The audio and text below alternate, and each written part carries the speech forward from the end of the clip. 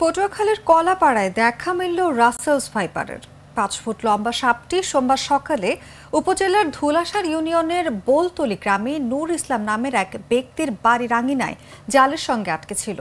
সাপটির আওয়াজ শুনে নূর ইসলাম হাত দিয়ে ধরার চেষ্টা করলে স্ত্রীর অনুরোধে পরে লাঠি দিয়ে আঘাত করে মাথা থেতলে দেন। পরে একটি প্লাস্টিকের কৌটো সংরক্ষণ করে স্থানীয় বেশ কয়েকজন যুবককে দেখান।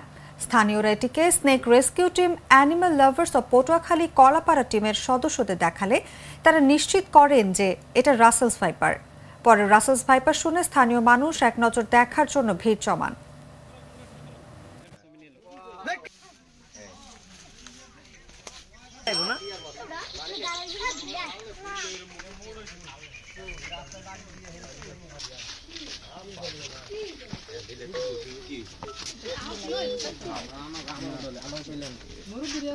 সাপটা ওইখানে ওই জালের বেড়া দিছে, ওই বেড়ায় আইয়া লাগছে।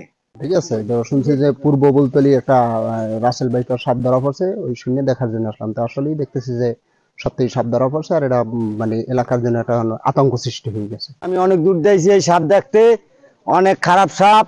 এই সাপটারে সবাই দেখলে ফিডে মারিয়ে লাইবেন, কোনো ছাড় দেবেন না। এক কামড় দিলে কিন্তু বংশ শেষ ধ্বংস।